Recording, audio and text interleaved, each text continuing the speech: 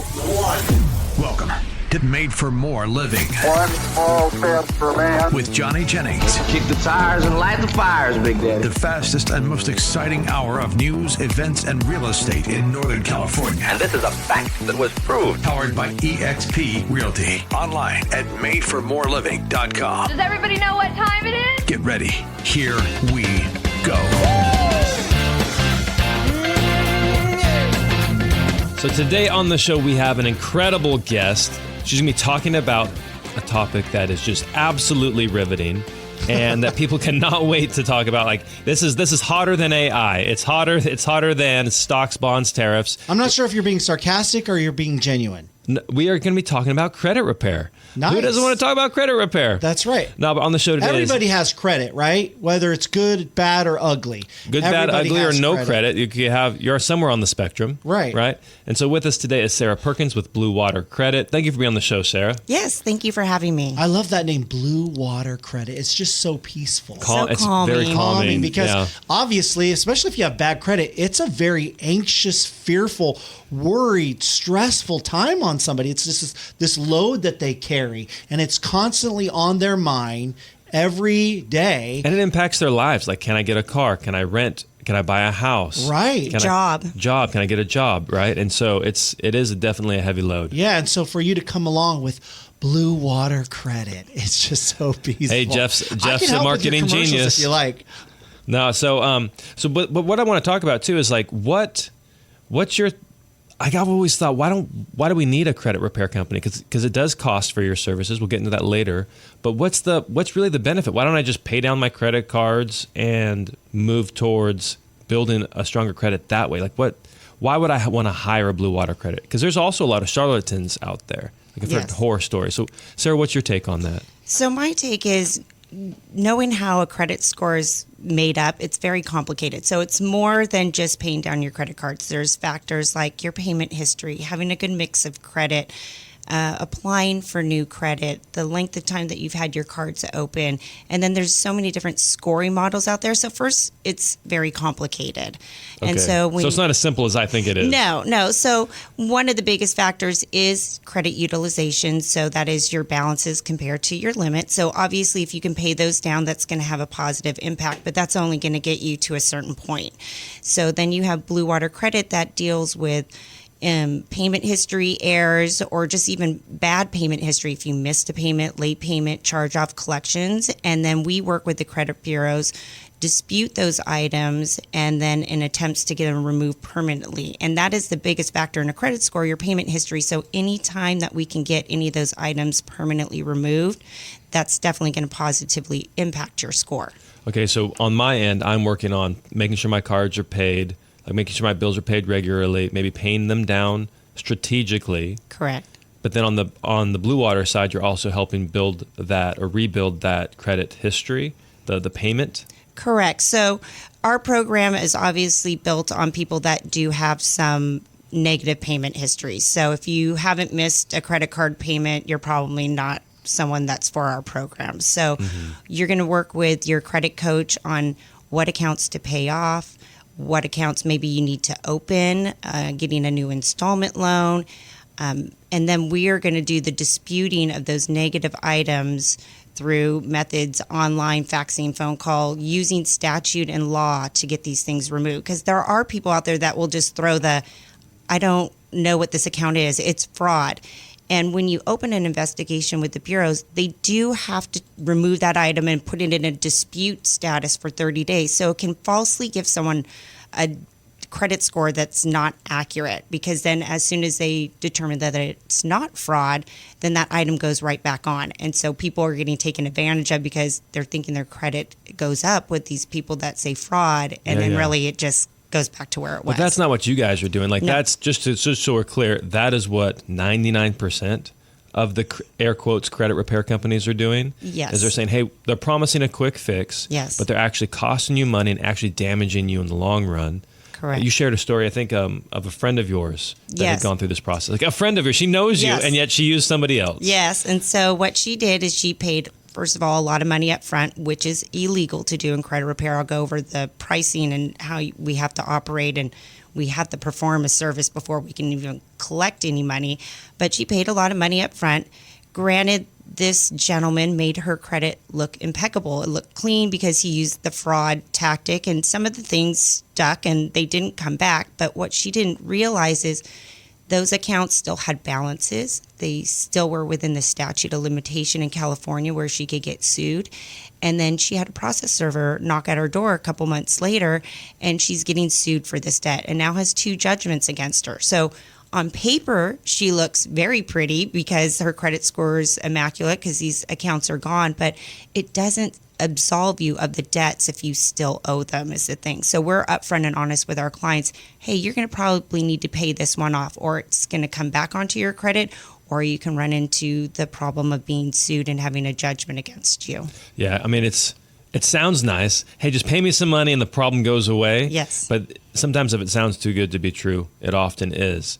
So when somebody is interviewing credit repair companies, Yes.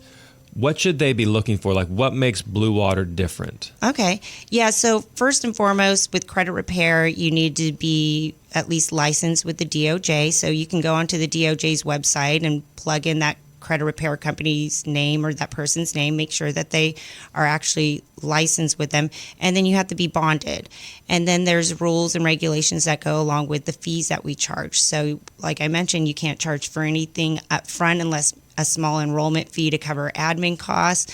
And then it's like a monthly fee to cover the work that we've already performed. So we'll charge an upfront enrollment fee and then perform, a month's worth of disputes and then bill in arrears. And so there's regulations on how we can collect that money. Got it. And so it just sounds like it's a highly regulated industry, but there's so many bad actors out there. Yes. Like why are there so many, why are there so many people behaving fraudulently if there's all these rules? Well, I think it's because you get these just people out there on like TikTok and Instagram, and they're giving like the flashy advice like, hey, your debt was sold. They don't technically own the Bank of America debt. Don't pay it. Use my templated letter. And then they're just sending out these, PDF forms for people to send these things into the mail themselves. So they're technically kind of not doing the credit repair. They're doing like a do-it-yourself. So there's like this little gray area there, but there's so much bad information, and they're just going for the flashy quick fix. Like you said, people don't want to pay these things off, or maybe they just don't want to deal with looking at how much they owe and what they need to do. And the rebuilding process takes time, and our dispute process does take time. Not anything is an overnight fix, unfortunately. That's a great point. So people are probably listening, wondering, okay, how long does it take, like legitimately, to start rebuilding my credit? So the lowest home loan credit score I'm aware of, or you can get like a decent loan, is around 580. How long does it take to get somebody who has challenged credit up to where they can now start qualifying for a home? Yeah. So every situation is obviously I know, they're all different. Yeah. But you guys have served how many people? Like thousands, right? Over 15,000. So yeah, we've been around since 2008, and we've served well over 15,000 clients. And but yeah, it is a process. So the dispute process in and of itself, we have to issue a dispute to the bureaus, and they have up to 30 to 45 days to respond to us. So some of it is making sure we're strategically doing the disputes and using statute and law that will, garner effective results where they'll get removed. And then if they don't get removed and they come back and say, no, this is valid, then we would maybe try a different dispute method. So we usually tell people you have to give it at least a minimum of probably like 45, 90 days doing like a round or two of disputes. Okay. And again, it depends on how many accounts we're trying to get removed. I've had clients that just have like a one-off collection from like Comcast that pops up. And sometimes we can do where we go straight into TransUnion, and then we have portal access, and we've gotten things removed overnight, but it's very, limited situations. But yeah, I usually tell people average 4 to 6 months that people are in our program. The industry average for everybody else is like 13 to 18 months. Yikes. Yeah. And they're probably just stretching that process out, charging them fees. Yes. So even though they might be lower monthly than us, their goal is probably to keep somebody in the program as long as possible. They might be just doing one account or one bureau at a time, where we are like throwing everything at everything, like every single account, every single bureau. We're trying every single tactic. And so our goal is to get you back to your lender as quickly as possible. I mean, a majority of our clients come from a referral from a loan officer or a real estate agent. So our goal, our goal is to get them back to you guys as quickly as possible, because we want to get them in a home loan. And not everybody's looking for the perfect credit score. If you tell me, hey, my client only needs a 580, we're going to do the work to where we get them to where we think they're at the 580, hand them back to you so you can get them in that loan. And if they want to keep going on with the program to further improve their credit to refinance later, great. That's perfect. And that's a good point. Because not only if it takes 12, 13 months, are the fees starting to add up, but also think about if you're renting and you're wanting to live in a home, now how many thousands of dollars additional are you contributing towards rent? Home prices have been appreciating over the last 15 years or so. How much, if you were to buy a house in 6 months versus a year, how much money did you save on equity? Like all those costs they're not like hard, like in your bank account, like you can see the digits change costs, but they are things to consider when you're trying to pick the best financial option for your family. Yeah, I mean, it's an investment, but usually it's an investment that pays off by having to pay less in fees, like upfront costs for buying your home because of your credit score or the interest rate that you get. So the better the interest rate, the lower the monthly. So usually you can make up that money pretty quickly, once you get secured in a home loan, the money that you would spend rebuilding your credit. I love that, the investment aspect of it, because people are willing to invest in their health, they're willing to invest in a home, they're willing to invest in school, but how about in your financial health? Yes. So because it's part of your profile, it's part of who you are, just like the different characteristics of whatever your life is. Unless you're Dave Ramsey, then you just don't have a credit score. Well, that's right. I'm curious. Let's talk to her in the next segment about what her perspective is as far as Dave Ramsey saying we shouldn't take out any loans, we shouldn't have any credit whatsoever. I'd love to get your thoughts on that. Absolutely. Yes, selling your home can be a long, complicated process, but it doesn't have to be, especially when you work with Johnny Jennings and his amazing team at Made for More Realty. Listen to this. How about selling your home fast and for the most amount of money without doing any showings or organizing or costly repairs? That's right. He'll get you at least 3 cash offers on your home in as-is condition. And all you have to do is Google Johnny Jennings and his team at Made for More Realty and get more for your home, like so many people in the Roseville area have done. In fact, making Johnny Jennings the #1 team in Roseville for the past 3 years. Maybe that's why they have over 1,000 5-star Google reviews. Don't believe me? Go check them out for yourself. Again, just Google Johnny Jennings with Made for More Realty and get more for your home. This is Made for More Living with Johnny Jennings, powered by eXp Realty. Online at madeformoreliving.com. So we're in the studio today with Sarah Perkins with Blue Water Credit. I feel like I have to say it slow. Blue Water Credit. Blue Water Credit. And we're talking about, obviously, credit repair, but Dave Ramsey. Do you ever listen to the Dave Ramsey show? It's like the #1 radio show in America. Really? Yes. It is, yes. And so do you ever listen to his show? Oh, I do. Because he kind of does what you do. Would you agree? I mean, yeah, it's financial credit advice. So Right. it's just from a different perspective that I think different goals.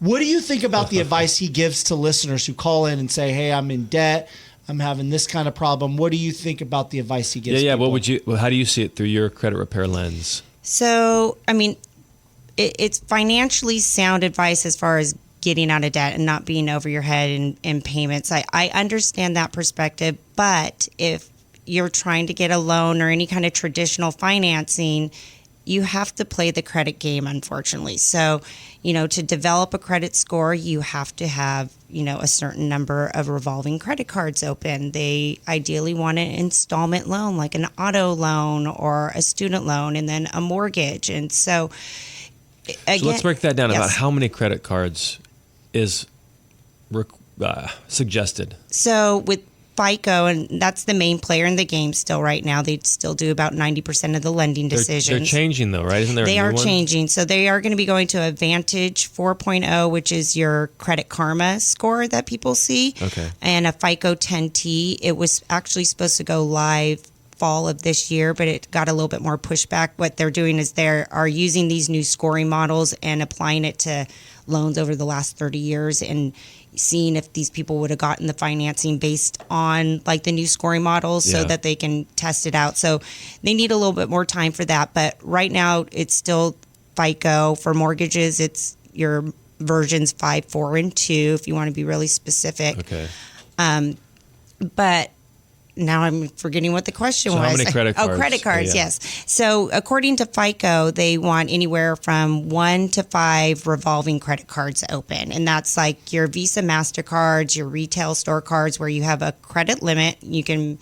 Your Mervin's credit card. Yeah, Mervin's. I was like, Mervin's? Oh, my Back in the God. day, everybody had a Mervin's I had a Mervin's card. credit card. See, look at that. There you go. What if you still have a Mervin's credit card? Does that still count? Yeah, absolutely. I think you're in trouble if you still have a Mervin's credit Okay. card. You're still making payments on it? Yeah, if you're still, you could be making payments on it. Very true. So yeah, 1 to 5 revolving credit cards open, and ideally keeping those balances at 10% or less of the limit is what they're 10%. 10%. So I know that a lot of people say 30% That's out what there. I've heard, yeah. What the 30% is when you go over 30%, then they penalize you. But the lower you can get it down, you can earn some extra points. So we usually tell our clients between 0 and 10% is where you want to keep those balances. So let's say you have one credit card. Okay. The limit is, we'll say 10 grand. And now, and you have $3,000 on it, right? Or $3,500. You're over that 30% threshold. Yes. Would it be better for you to open up 2 additional cards and put $1,000 on each of those? So it depends. If you don't have the money, that is definitely a good option. But when you apply for new credit and open new credit cards, then you are affecting how long it's been open since you opened a credit card, which can drive your score down, and then the average length that your cards have been open. So they want to see an average about 6 years when they take all your credit cards and see how long they've been open. They want it 6 years. So if you've only had that one card with the $10,000 limit for, let's just say 10 years, but then you open a brand new card, now you just sliced it in half. And then if you open another card after that. Oh, then, the average across all of them. yeah, Got so it. you might be dinging yourself with points there, but if you can lower your utilization, you might gain it back plus more. So that's one of the things that we'll go over with them while they're in their program and making strategic decisions like that. But some people just don't have the money to pay down their credit card, so that is a good option. So yeah, so 1 to 5 credit cards, 10% limit, and then you're looking at one installment loan, which can be your auto loan, a student loan, a debt consolidation loan, something where you take it out for a certain amount of money, you have a fixed payment, and you pay it off. What about like a phone? Like if you buy an iPhone, would that count as an installment loan? It depends on if they report it to your credit. So a lot of those things, like I see Affirm and those payment plan kind of models, and they'll only report to one of the bureaus, and so you're not getting the credit for it across all 3 bureaus. Okay. But yeah, and then that's one of the things why Dave Ramsey, going back to him, paying your car off, paying these loans off, which again sounds financially responsible, but then you pay your only installment loan off. Now you've lost that mix of credit, and now you've actually lowered your credit score. So we'll get people coming to us all the time. Hey, I paid off my car loan. Why did my credit score go down? And it's because they lost that mix of credit. Again, it depends on, hey, if you need to qualify for a loan and you can't have that car payment, that's different. And so if your lender's telling you need to pay it off because otherwise your debt to income ratio is too high, then we have other avenues of credit builder loans that look like a loan that go on your credit, but you're actually paying into a savings account that kind of trick the system, that make it look like you have an installment loan. So there are some creative ways around it, but paying everything off and closing it, you're going to lose a credit score. So if you don't have any activity for 6 months or more, even if the accounts are open and you're not using them, your credit score can literally disappear. So I'll get lenders. That's his goal, right? Yeah. Yeah. I mean, so I tried the Dave Ramsey thing, all cash, debit only, and I know what he says about, hey, it's the same safety as a credit card. Like there's all these protections to manual underwriting for home loans. But in terms of like just quality of life, like I didn't want to figure all that stuff out. Yeah, you don't have to worry about that when you go out to buy a car. Or again, like employment background checks. They look at credit all the time for certain kind of jobs. So if you don't have a credit profile, they're going to be like, what's going on? And so it's giving these places. I'm Reacher. Yeah. That's why I don't have a credit profile. I'm off the grid. Have you seen that show, Reacher? Yes. I love that show. Yes.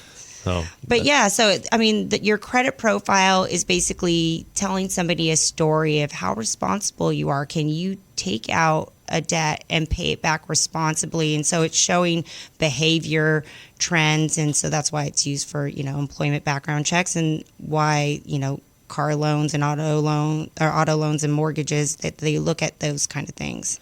And yeah, so I totally agree with you on that. Definitely have healthy credit. I think what Dave Ramsey is essentially getting at is, I mean, if I was a divorce attorney, I would probably say never get married, because I'm constantly dealing with people who are getting divorces. He's constantly hearing stories of people who mismanaged money through credit cards or other, consumer debt things. Yes. And so he's looking at it through that paradigm. But yeah, I don't know. Maybe a healthy balance. Yes. So tell us about the experience when someone first talks to you guys and they're feeling overwhelmed and stressed. What's that feeling like? And then after so many weeks or months and you're able to get them to where they're breathing above water, right? And they see some light at the end of the tunnel. Tell us that whole experience from an emotional standpoint. Absolutely. So, yeah, we know that dealing with credit and finances, it can be stressful, especially when you're feeling overwhelmed, you don't have a plan. Most people just don't even want to look at their credit or open their bank account. I used to be one of those people, way back, 20 years ago.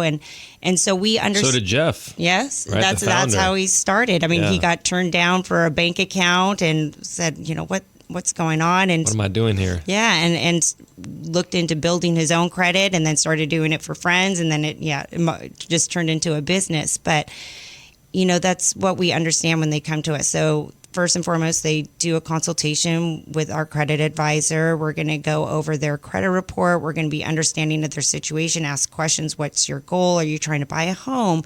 Some people just come for general cleanup. So we're going to go over their whole financial picture and just offer them a solution. I think some of these people are just so overwhelmed that they just don't know where to start. Credit can be very confusing. Like I mentioned, there's different components on how to build a credit score, and then there's all this misinformation out there.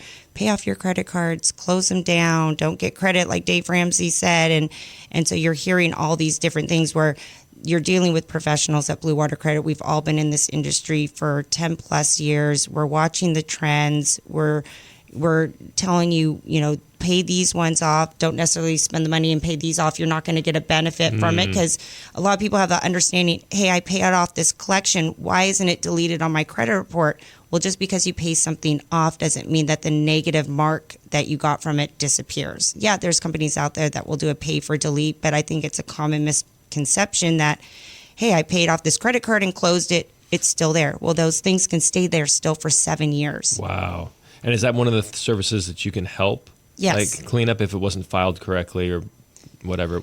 Yeah, so once something's paid off, then that's when we would try our dispute process, as opposed to we do negotiations where I work with somebody's creditors or the collection agencies to kind of barter a deal like, hey, we'll pay you this amount of money and you'll also include a deletion off their credit report. Give me a deletion letter that I can then turn around and give to give to your lender. So you're not waiting the 30, 60 days for the credit report to update and reflect that. A lot of lenders out there can take that deletion letter and do a rapid rescore. And I was hoping you'd bring that up. What is a rapid rescore? So that's being able to submit the letter and almost then they kind of run a credit report as if that item wasn't on there. So you get credit for that item being removed essentially on that deletion letter, and it garners a new credit score as if they ran credit that day and it wasn't there. But we know the credit bureaus can take 30 to 60 days to actually fully delete those items. So it's just like, hey, this is what your credit's going to look like in the next 30 to 60 days, and then they can help get you pre-approved based off that. Yeah, my understanding is they can use that deletion letter and then use maybe whatever underwriting system they have to be able to run the credit based on that item not being there, even though it's still technically there right now. They can submit it and get that item either removed immediately or getting a snapshot of the credit score accurately as if that item wasn't there. And so I've heard of lenders doing this, like their buyers right on the bubble, like right on the cusp of being able to qualify. They'll just tweak a couple of things, do the rapid rescore, and then they're good to go. So that's another tool. You can always reach out to a lender or reach out to Blue Water Credit, and they can help you with that. But I was literally talking to somebody last night about this. We do a first-time homebuyer webinar. Yes. On average, every 2 weeks, maybe once a month. And somebody was shocked. She didn't know that there was a difference between a soft pull and a hard pull. And she wasn't aware of how many times you can actually have a pull done on your credit within 30 days. Do you mind going over what that looks like? Yeah. So, you're talking about the inquiry. So, there's a couple different inquiries out there. So, a soft pull is typically, a lender has the ability to do that where it doesn't take a hit on your credit report. It doesn't show as an inquiry that's going to impact your score. So, which is huge. People are freaked out about that. Yes. It's like people just do a soft pull. It won't impact your credit at all. Yes. Yeah. And my understanding, though, is you can't use a soft pull credit to be able to fully underwrite them and qualify them for a loan, but it gives you a pretty accurate view of where they're at credit score-wise. Credit Karma or whatever your credit card thing says. Correct. Yeah. And then anytime you pull your own credit, that doesn't affect your score. So if you have a hard pull, which is where a lender is pulling your credit with the end goal of, offering you a credit card or a loan, then it's considered a hard inquiry. And that can drop your score anywhere from 1 to 5 points. Per hard pull? Per hard pull. But there is that rate shop window. So with the mortgage credit score, my understanding is you can have your credit pulled within like the same industry as far as a mortgage or a lender pulling it within a 30-day period. You can have, 3 or 4 of them pull it, and it only counts as one inquiry. So you're only getting dinged once instead of every single time that lender pulls it. But it has to be within that window of a period. 30 days and for getting a home loan. Yeah, and the same goes for like an auto loan. So you can shop around for like an auto loan again. Okay. So then it just dings you once if you're shopping for a better rate for getting a car within like that 30-day window too. So, but you can't do like an auto loan and then a mortgage, and those count as the same. It has to be within the same industry. Okay, that makes sense. Yeah. Yeah, but I mean, people are thinking like 1 to 5 points, 3 points. Like, that's not a big deal. But for some of these people, like who are right on the bubble of being able to qualify and not qualify, that's a big deal. Yeah, it can make a huge difference. And then people ask me all the time, well, I'll get those promotional inquiries like where they've soft pulled their credit to offer an advertisement of like, hey, if you call in, we can possibly give you this credit card with this credit limit. That's a promotional inquiry, so you're not dinged for that. But I tell people a lot of times the best thing to do is to go to optoutprescreen.com. I don't know if you... I haven't heard of this, no. Yeah, so it's a website, and unfortunately, right now, the way the law is written, your information is sold when you have your credit ran. So it is then sent to all these different creditors or companies that then become predatory in lending, and that's why you get all those offers in the mail. I have heard of this. JJ told me about this. Yes. So it's a site that you go. It takes like 3 to 5 minutes. You put in like your name, social, date of birth, but then it opts you out from having your information sent everywhere. And this is really important when you go to apply for a home loan too. I've had a person that had their credit ran, and then literally within like 5 minutes, she's getting hundreds of calls from all these different companies because her information has been sold. And then you're confused, like, is this, my lender calling me? They're kind of tricking me, like... They say they could do better than my lender. They say my lender's lying to me. They're planting seeds of doubt. Yes. And what's crazy about this, Sarah, is that now people are using AI. Yes. So as soon as that pull takes place, within microseconds, an AI bot is calling these people. It sounds like a real live person. Yes. And they are selling them, their services. Yes. So what's that website where you can opt out? So optoutprescreen.com. Opt out prescreen.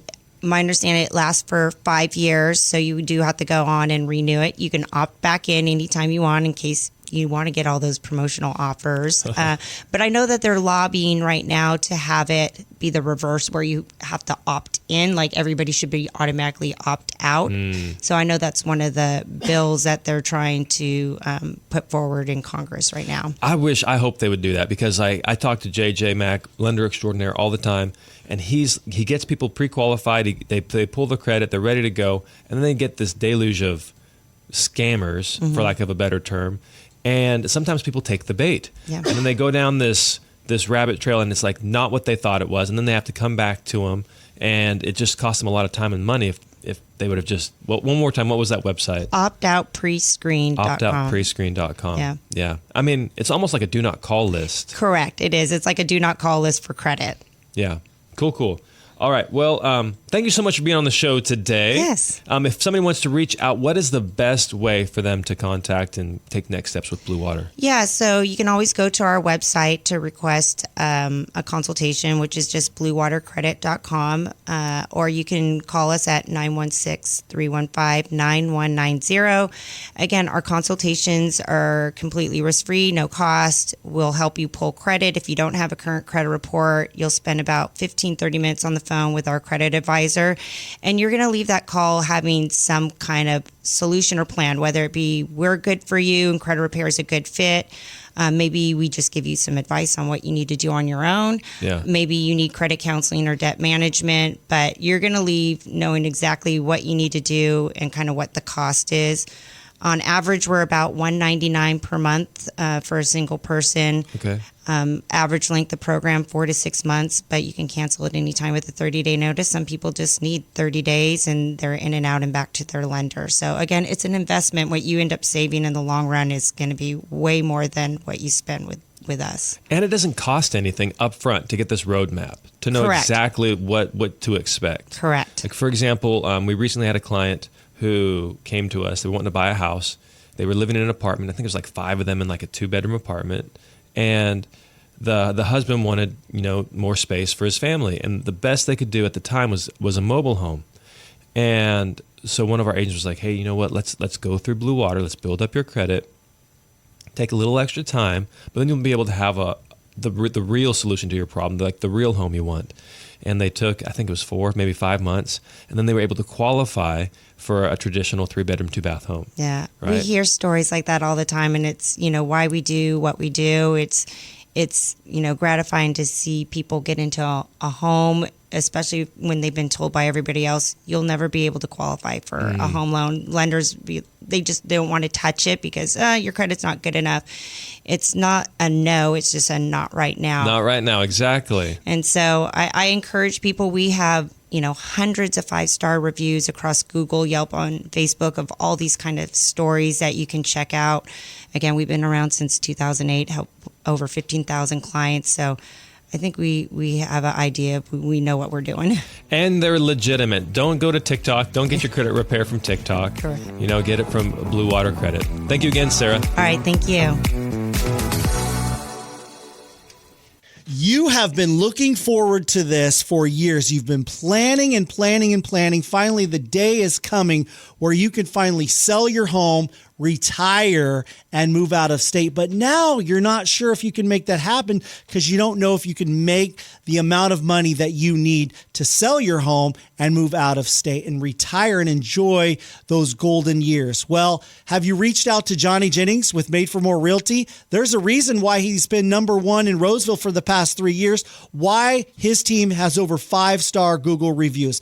Give it a shot. He has proven time and time again that he can get the most money for your home in the fastest amount of time. Or maybe you just want a simple, easy process where he presents to you at least 3 cash offers on your home in as-is condition. No need to do showings, open houses, repairs, none of that. Just at least 3 cash offers on your home in as-is condition. So no matter what your situation, if you think it's complicated, trust the expert that has tons of experience, been doing this for a long time. Just Google Johnny Jennings with Made for More Realty and get more for your home.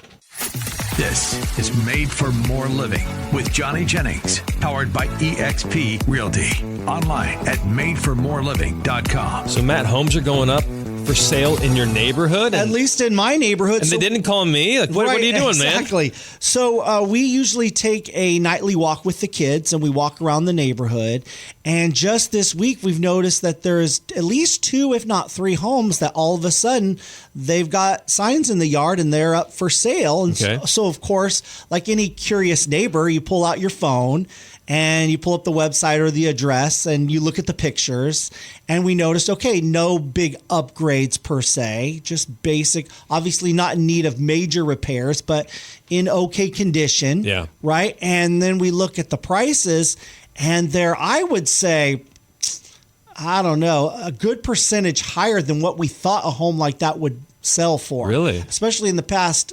Because it seemed like... Do you track the value at all? Or no, but, well, sometimes, obviously, I go and see what homes are selling for. Yeah. You know, when especially... Well, some people are like Realtor.com junkies. Like, they check it every week. Some people are like every only couple if of years. we see a home go up for sale in our neighborhood, then we check. So, obviously, last summer, spring, when the market is hot, we go and we see homes for sale. And it seems like since at least last year, home prices have gone up. And just, you know, selling for more than we think they can get for that neighborhood. But maybe we're wrong. Maybe is the demand up than it has been in recent months, obviously, because the weather's better. Yeah, so more people shopping. So what's happening right now is, and I know people want clarity, they want concrete, like black and white We want answers. you to predict the future. Tell us, what is the maximum amount we can get? Or what's going on right now. How can we take the most advantage of the market? But like traditionally, it was like supply, demand, interest rates kind of feathered in there, Sure. right, in terms of affordability. But now you have like this weird below normal supply. You have these crazy high interest rates. So we are at below normal supply. In terms of homes coming to the market, we're up about 30% ish year over year, but that's still below what was happening before COVID, before they dropped the interest rates down. Because what happened is, they dropped the interest rates down, everybody refied, and now they don't want to, like, literally just had this conversation the other night. Somebody doesn't want to sell their house because they don't want to give up their 2.5% interest rate. Absolutely. The mortgage they're in, even at 2.5%, is literally killing them. Like it's a huge financial burden for them, but one party does not want to give up that interest rate because it's got it. So you have a lot of people. You have a lot of people like that are holding on to those interest rates, and they don't want to sell their home and then buy something else at a higher interest rate and then pay more for it. So the people that are wanting to sell now, they're obviously they need to downsize or upgrade. It's a necessity right now, so they don't care about a higher interest rate than what they have right now. So, yeah. Or maybe they're moving out of state and they're ready to retire. Yeah. But typically it's a need. Like there's like a family need. Like they've put off making a move for maybe years now, and they just can't wait any longer. But as far as like home prices and in the market being weird, for example, we listed a house in the first week. We had over 50 private showings. That is insane. That's crazy. Over 50 individual parties booked an appointment. Not an open house. Not an open house. This seller did not even want to do an open house. Poor thing. Like she was just getting peppered for a week with all these private showings. And at the end of 6 days, we had only 2 offers on the table. So what that means to me, what I'm seeing when I'm looking at this is there's buyers out there, but in order for your house to stand out from the crowd, like it really, you have to be competitive on price. And so what ended up happening with this person is she ended up getting a great offer, way more than she was hoping for, because she had a full market response. We drove all this traffic. We were able to create a bidding war and get her the price even more than what she wanted. But oftentimes what sellers are wanting to do is they're wanting to start high. They say, hey, my neighbor's house sold for X last year. My house should be worth more this year. And that maybe isn't the case. In my neighborhood right now, the neighborhood that I live in Roseville, 3 houses came to the market. None of them were with me. So I have to drive past these other people's for sale signs. But I did the same thing. I was like, okay, let's see what's going on. And I was thankful that seller did not come to me to list the house. For one of 2 reasons. One, either that homeowner is very unrealistic on what they think their house is worth, and they weren't listening to the realtor, or the realtor, air quotes, bought the listing. Sure. Told them what they wanted to hear. They interviewed 3 people. They said that they could get the most out of the house. The person went with that realtor, even though that price is unrealistic.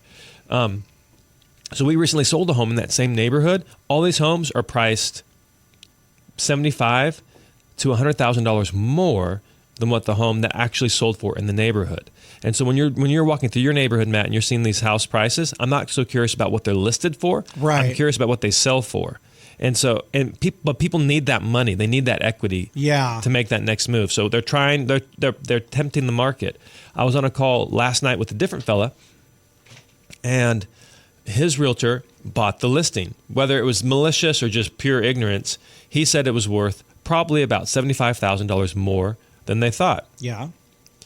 They listed it, then they did a $5,000 price adjustment, then another $5,000 price adjustment, and here we are 150 days later. The house still hasn't sold, and they haven't had a single offer on the house. So when it comes to pricing a home, right now getting the price correct is critical. It's better to price a home more aggressively than to overprice a home. And a lot of sellers do not want to hear that. I almost lost a listing. So before we go on the market, we actually pay for a local appraiser to do what's called a desktop appraisal. So they'll look at the photos, they'll look at the 3D tour, and then he will give us, because that 3D tour is accurate, down to a 1/16 of an inch. You can walk through the house virtually. That's incredible. Yeah, you can look up, down. You know the size of the room, so the appraiser doesn't have to measure the rooms. And he'll give us a desktop appraisal. I shared that desktop appraisal with the homeowner, and the homeowner said, absolutely not. We shouldn't even list it. We shouldn't even put it on the market then. And we had to work through that. We ended up getting him an offer within 24 hours for being live on the market.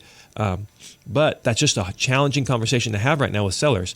And so if you are considering selling your home, I would ask you, are you wanting somebody that's going to tell you what you want to hear, or are you going to tell somebody that's going to be honest with you? Because the last thing you want to do is end up 150, like this other family that's been on the market 150 days. Their life has been on hold. They've had a kid, right? They've had a job change. It's impacting extended family members who are helping them with this transition. Like it's a lot of strain on the family, all because that realtor was just unwilling to have an honest conversation with them up front. So you mentioned a home that was up for sale and it had 50 private viewings and only 2 offers. Do buyers look at a home that's somewhat overpriced and just walk away? They don't try to negotiate or come in at a price that they can afford? Good question. So there's 3 main levels. The lowest level, the ideal level of interest in a home is when you're getting showings and offers. The next level up, not so good, is when you're getting showings but no offers. So you're close. You're close in terms of price and condition, but not quite there. And then the worst is you're just getting no showings at all. The market has ignored you. Oh, wow. Yeah. And so what happens is we always encourage people to submit offers on the property. You never know what a seller's willing to take. I don't even know. A seller can tell me, hey, this is my bottom line. And then all of a sudden they change their mind and the bottom line moves. So, for example, another house, these are all separate examples. So we deal with a lot of people. We help a lot of people. We have another house listed, very, very low activity on it. I don't understand why. It's beautiful. It's gorgeous. There's nobody behind them. It's beautiful kitchen, like stunning home. And we had one guy say, hey, I'm willing to offer you, what is he, 80 grand less? And I'm like, well, write it up, send it over. Let's start this dialogue. Let's start this conversation. They're saying they're not willing to go below the certain price. You're saying you're not willing to come above whatever your number is. Let's have a conversation about it. And just so often, I don't know what it is, but agents don't want to take the time to write it up, or buyers are embarrassed. But I literally cannot start the dialogue. I can't counter you. I can't negotiate with you if I don't have something to negotiate. Yeah. It's true. I think that's good advice from a realtor, is to talk to their client and have a conversation, because I think that's a natural reaction for people, whether it's a home or anything else, some other purchase. If it just seems like it's way overpriced, you just kind of walk away because you're under the assumption that this person is just crazy and they're out of their mind. They're not reasonable. They wouldn't accept my offer.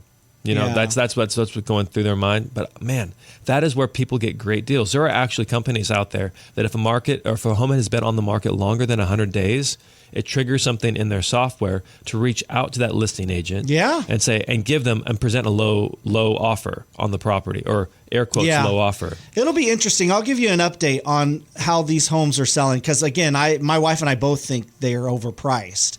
And so it'll be interesting to see how things progress in the next 30 days. If we see those pending signs, or if we see a drop in price sign or something. And you'll never know. And what's crazy too is I don't understand why it's taking buyers so long to make a decision. So that 50 offer or 50 showings home, we had 2 offers in 6 days. We ended up getting an additional like 3, maybe 5 offers after that.